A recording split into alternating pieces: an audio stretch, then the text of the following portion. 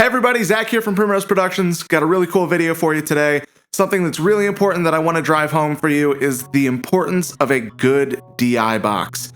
Obviously, if you're recording bass or guitar, you're going to be taking a DI because at this point, there's no excuse not to. DI boxes aren't that expensive, and honestly, sometimes you're just plugging directly into the interface and using amp sims, so you're taking one anyway.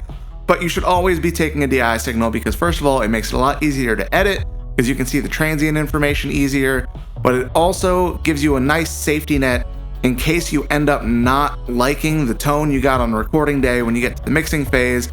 It's a really easy way to take that DI, reamp it, get a much better tone with the same performance, so you don't have to worry about necessarily getting the exact perfect tone on recording day.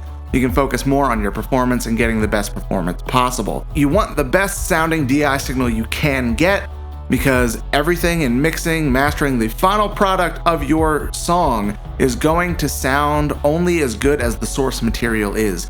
You want to get the best tones you possibly can from the source before you get to the mixing phase, because if you get bad source tones when you get there, and specifically with the DI, because again, you can reamp the amp tone, but if your DI signal doesn't sound good, you're not going to be able to get a usable tone when you get to that point. On that note, I have something that I want to give you guys.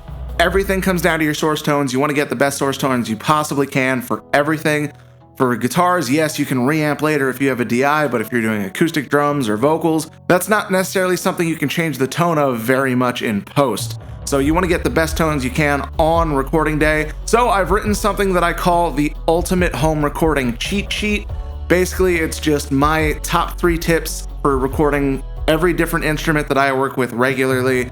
And it's just things that I wish people had told me years ago so that I could have improved a lot faster. If I had known this stuff when I was starting out, I would have gotten way better, way quicker than I have.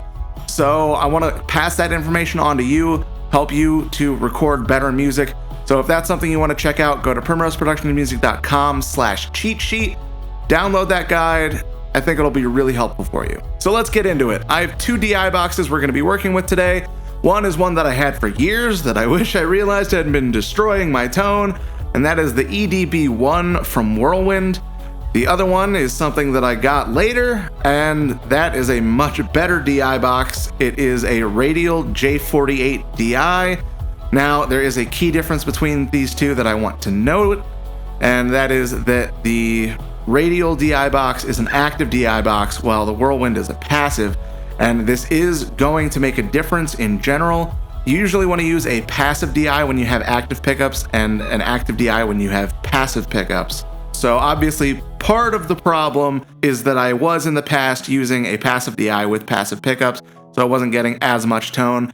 But this particular DI box also does something kind of just awful to any signal that runs through it, and I didn't even realize it for years. For years, I thought, like, oh, okay, I need a better amp, I need better microphones, I need a better preamp, all this stuff. And finally, it got to a point that I had a bunch of stuff that I should have been happy with, and it wasn't working. So I was like, okay, need to narrow it down. So I did a lot of tests on all of my equipment and finally narrowed it down to this DI box. So let me show you what I mean. I did this little clip with bass and guitar, and I programmed some drums over it, and we're just gonna look at what the different DI boxes sound like.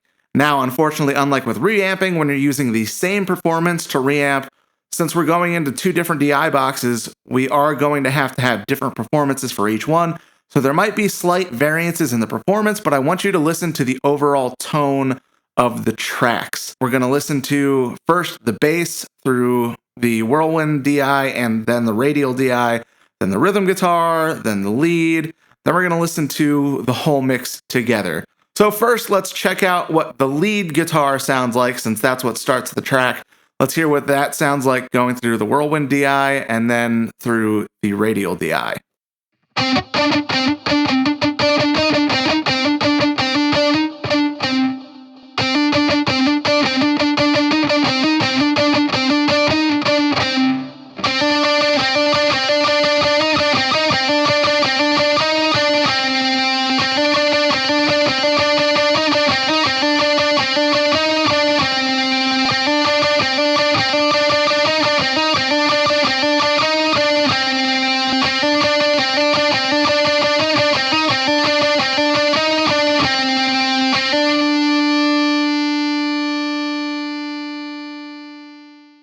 I'm sure you can already hear there's a pretty drastic difference there.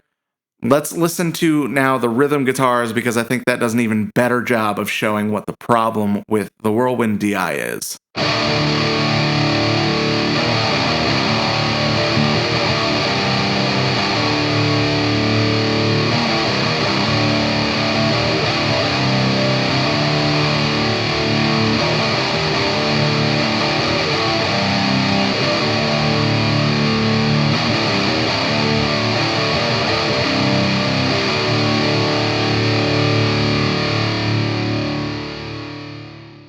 So there, I'm sure you heard, it's basically, the Whirlwind DI is thinning out the overall signal a lot. There's just holes in the entire frequency spectrum, especially the low end is significantly lower, and just you don't get any of that low mid punch with the Whirlwind. Also, it seems to add a lot of really harsh high end frequencies. It's like everything from like 4K and up has just been boosted just naturally from going through this DI box. And these high frequencies are something that I spent tons of time when I was mixing old projects trying to EQ out those harsh high frequencies. Whereas with the Radial DI, they don't even exist to begin with. We also get a much fuller overall sound through that. Now let's check out the bass. I will admit, in general, this is not the best bass tone. I was being a little lazy on the day that I actually recorded this thing. I didn't put new strings on the bass, which is, I know, awful, because that's something that I preach regularly, is you need fresh strings on everything for recording day. So I apologize for the slightly bad bass tone, but it should still get the point across, the differences between these two DIs.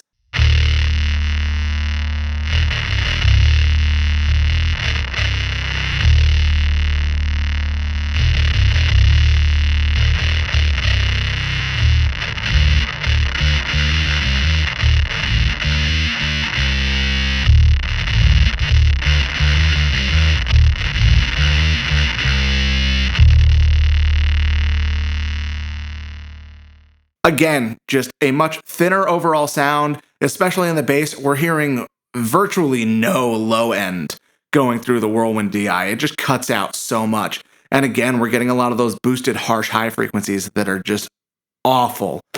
All right, let's real quick listen to all the guitars together, and then we're going to listen to a full mix.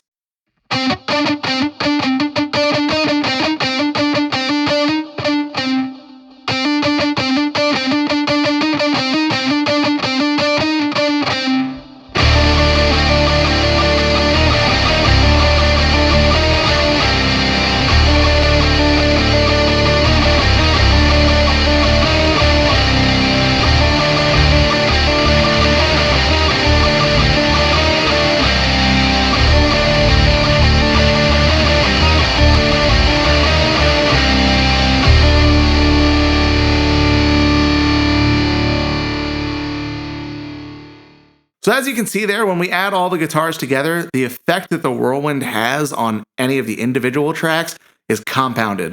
Just overall, everything sounds thinner, everything sounds harsher in the high end.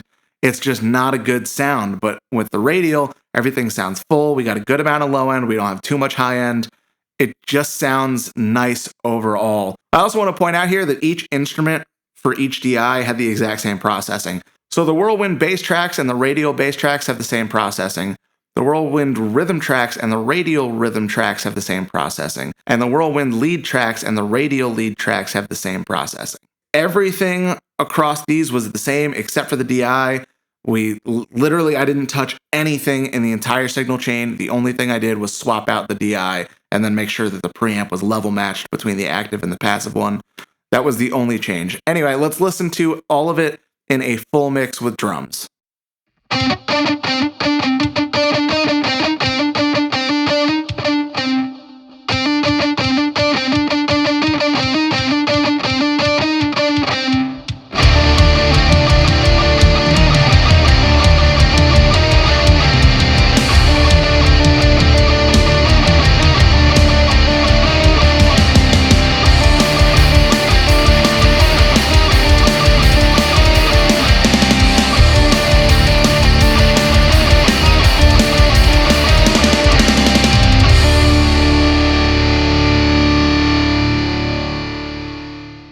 again, it's super apparent. The Whirlwind is just really lacking in a lot of areas, whereas the Radial just sounds fantastic overall without doing much to it. So anyway, guys, this is the point that I wanted to drive home to you. I don't always recommend spending a lot of money on gear. Like, for example, if you've seen some of my old videos, I use Bugera amps, I use an LTD guitar. Like, they're not the super high-end things, but things that are going to affect the source tone, like your pickups are a big one, your strings are a big one, and a DI box. Those are the first three things in your signal chain, or your strings, your pickups, and your DI box. And if those things aren't of a certain quality, you're going to end up with a bad source tone. No matter what you do on the back end, you're going to end up with worse sounding tracks if you cheap out on this particular end of things. So anyway, guys, I hope you guys found that interesting. I certainly did. This is something that I wish I figured out a lot sooner than I did. It really sucks looking at all the music that could have been so much better if I had just spent, $200 on a new DI box. Like, that's not a lot of money in the grand scheme of things. And if I had known that that alone would have made such a drastic difference to my tones, then I definitely would have made that purchase a lot sooner than I did. Anyway, I hope you guys enjoyed that video. Let me know in the comments what DI box you are using. Thank you so much for watching. I'll see you in the next video.